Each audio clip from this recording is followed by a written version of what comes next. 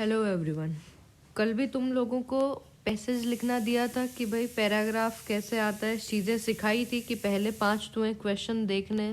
जनार्दन कल भी नहीं थे मीटिंग में, ठीक है। आज तुम लोगों का ये ऑनलाइन लेक्चर जो है ये रिकॉर्ड होके मैं शेयर कर दूंगी, उसके बाद देख लेना। जो भी जहाँ भी तुम लोगों को दिक्कत लगे उसके बाद तुम लोग डायरेक्टली मेरे को मैसेज कर सकते हो, ठीक है। तो चलो पहली कॉपी देख लेते हैं जनार्दन की। जनार्दन, सैडली आज आपके पांचों के पांचों जो क्वेश्चन आपने लिखे हैं पांचों गलत है। जो इसमें पूछा गया वो आप चीज़ वो क्रक्स नहीं समझा पाए, ना आप खुद से समझ पाए आज के पैसेज में, ठीक है। और आपने बस वो हूबहू चीज़ों को लिख दिया, बट वो भी आप परफेक्टली जो एक कोरिलेशन होता है, जो चीज़ तुमसे पूछी गई है वो आंसर तुम लोग यहाँ नहीं दे पाए।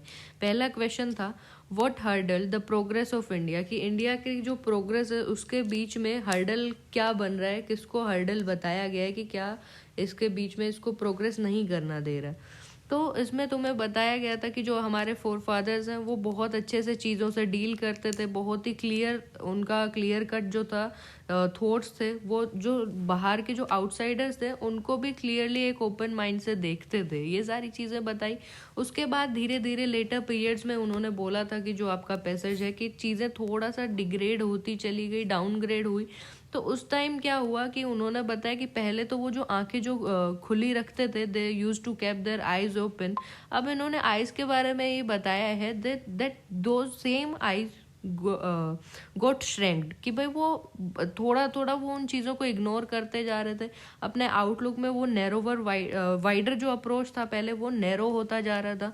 तो ये चीज़ें आपको लिखनी थी कि यही सब जो है वो इंडिया के प्रोग्रेस में हर्डल है, कल्चरली इकोनॉमिकली इंडिया को आगे नहीं बढ़ने दे रहा। वो चीज़ें आपको बतानी थी, लेकिन आपने जस्ट उसमें से चीज़ उठाई और वो लिख दी। वो भी परफेक्ट एक तरीके से आपने इसमें नहीं लिखा, तो पहला आंसर आपका गलत हो जाता है। लिख क्या सकते थे आप इसमें, इसकी जगह लिख देते the shrunked outlook towards the world, या फिर कोई अदर जो आउटसाइडर्स का जो इन्फ्लुएंस है वो बढ़ता जा रहा था। एडिशनली आप उसमें लिख सकते थे कि जो ओपन माइंडनेस जो था उस टाइम पर हमारे फोर फादर्स में, वो चीज़ की कमी आती जा रही थी।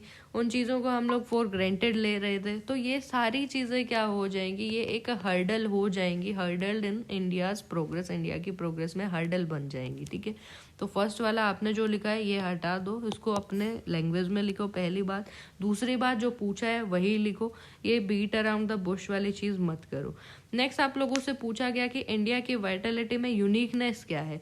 अब आपने यूनिकनेस तो बताना छोड़ो, आपने पता नहीं क्या ही इसमें बताया है, रेम ऑफ कंस्ट्रक्टिज्म और एशियन जो वर्ल्ड है उधर भी स्प्रेड किया। वो चीज़ें तो आपने उसमें से एज इट इज़ हूबहू लिख दी, लेकिन जो आपसे पूछा गया है वो आप नहीं बता पाए। एक चीज़ क्या हो सकती थी, the uniqueness of Indian Vitality is that it is very magnificent and it is also spreaded to many parts of Asia, जो other Asian जो parts हैं उधर, and it brought splendid conquest back to the homeland, ठीक है। और वो भी hurt से और कंस्ट्रक्टिव जो चीज़ें हैं उनकी वजह से, ना कि कन्क्वेस्ट करके, डिस्ट्रक्शन से कन्क्वेस्ट करके वो चीज़ें। तो ये जो एक यूनिकनेस है इंडिया की, वो हो सकता है कि इतना although suffering from that much miseries, जो इंडिया है उसने अपना जो कंस्ट्रक्टिव जो चीज़ें हैं वो नहीं छोड़ा, बाई हार्ट वो चीज़ों को करता रहा। वो यूनिकनेस है, उसके बारे में तुमसे पूछा गया था, तो ये भी गलत है आपका। नेक्स्ट क्वेश्चन है, आप लोगों से पूछा गया था कि जो स्वॉर्ड है, जो तलवार यूज करते हैं, उन मैन के वर्क को फॉरगॉट कर दिया जाता है बजाय कि जो प्यार से जो चीजें करते हैं उनके। तो इसमें आपको लिखना था man of sword and their works are usually forgotten because those are based on some fear factors, कि उनमें डर का भाव होता है, and they don't create much momentum in one's heart, कि भाई वो अपनी जो छाप है किसी के दिल पे ज़्यादा दिन तक नहीं छोड़ सकते। एंड कंट्रास्ट टू दिस जो चीज़ें कंस्ट्रक्टिवली जो चीज़ें की जाती हैं, बाई हर्ट जो चीज़ें की जाती हैं, वो ज़्यादा टाइम पर अपनी जो छाप है, अपना रिमेम्बरेंस है किसी के ऊपर, वो छोड़ता है। तो इसलिए बोला जाता है कि जो मैन ऑफ स्वॉर्ड है and their work is usually forgotten in comparison to the work done by heart, और जो कंस्ट्रक्टिव वर्क होता है उसकी बजाय, ठीक है। कि जो फियर फैक्टर है उससे बहुत ज़्यादा दिन आप नहीं चला सकते, वो चीज़ें आपको इसमें लिखनी थी, ये भी आपका रॉन्ग है। नेक्स्ट आपसे पूछा गया था कि इंडिया के कन्क्वेस्ट को रिमेंबर क्यों किया जाता है, क्या ऐसे इसमें अलग से स्पेसिफिकेशन है, क्या इस चीज़ की खासियत है कि इसको याद किया जाता है। क्योंकि ये जो क्रिएटिवली जो कंस्ट्रक्टिव वर्क किया था उसकी वजह से याद किया जाता है, लोगों के लिए बेटरमेंट करने के लिए। Conquest of India is always remembered because these are not made on the tip of sword, कि भाई बंदूक की नोक पे राजनीति वाली चीज नहीं है, but based on constructive and creative efforts along with being based on mind and heart which bring healing and endure, या फिर जो कि लास्ट करता है ज़्यादा टाइम तक। तो इसलिए इंडिया के कन्क्वेस्ट को रिमेंबर किया जाता है, याद किया जाता है। तो ये वाला भी आपका रॉन्ग है। आज पता नहीं आपने क्या किया है, पांचों के पांचों आपने रॉन्ग लिखे हैं। नेक्स्ट आपका पूछा गया था कि आपसे जो इसका पैराग्राफ का लास्ट जो एंडिंग लाइंस थी उसमें पूछा गया था कि जो एंड है पैसेज का उसमें क्या आपसे क्वेश्चन पूछा गया है और उसका आंसर क्या होना चाहिए।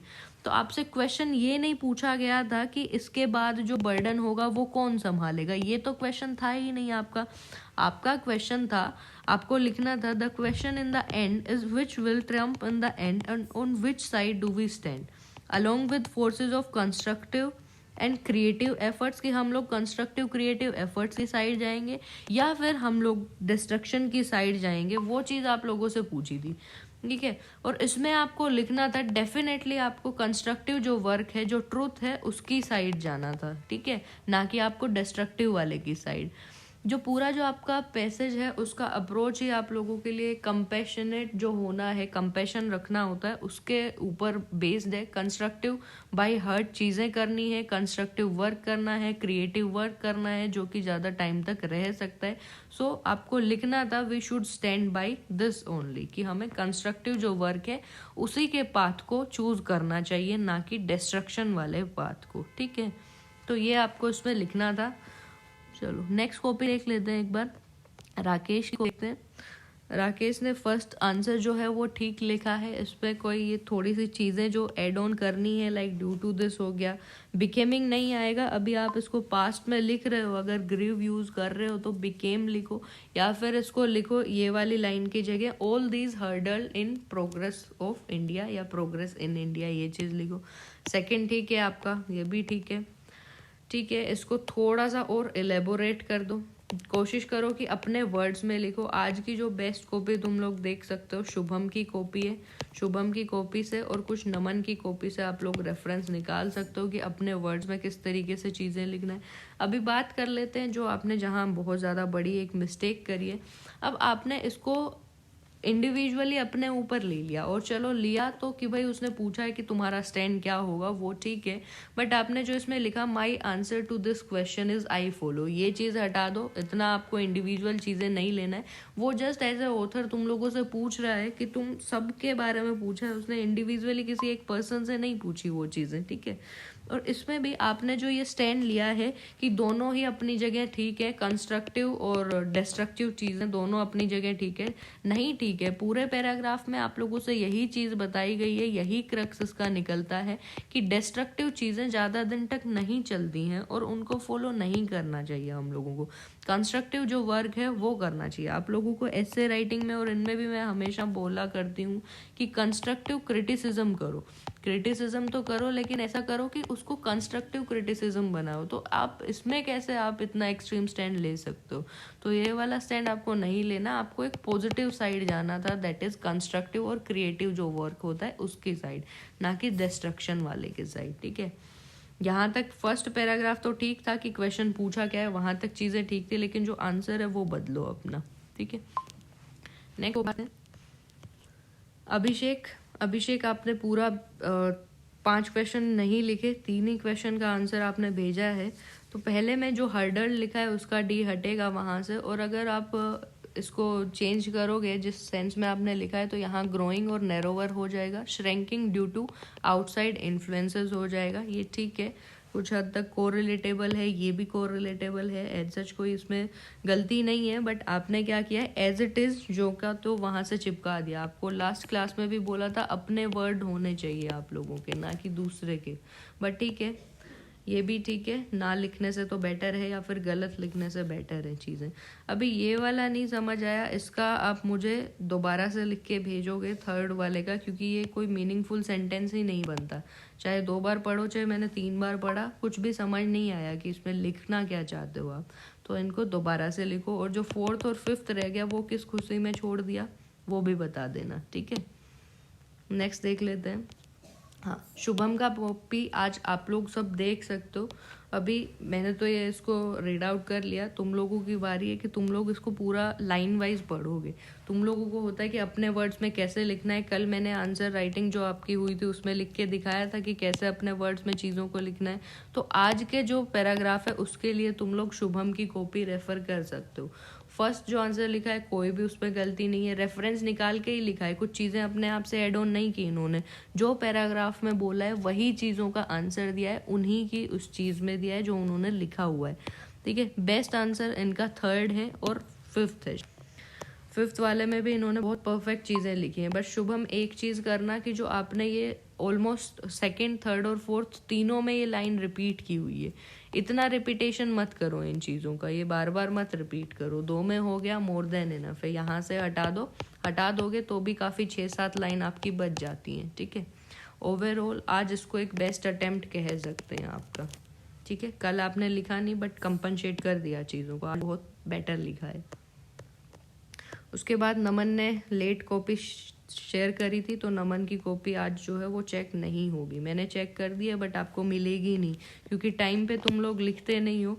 बाकी सब लोगों का तो कोई अता पता है नहीं, ठीक है। कौन कौन गायब है आज की कॉपी से, किसने नहीं लिखा? एक तो अनिल ने नहीं लिखा, और विपिन ने नहीं लिखा, जनार्दन ने तो लिखा लेकिन गलत लिखा, बट कोई नहीं, ट्राई तो किया है आपने। कल तो ठीक लिखे थे, आज चीज़ें गलत हो गई। अश्विनी गायब है, मिथुन गायब है, और मनदीप गायब है। तुम लोगों के नाम भी मैं भूलती जा रही हूँ, इतने दिन की छुट्टियाँ करोगे तो फिर कहाँ से रिजल्ट आएगा।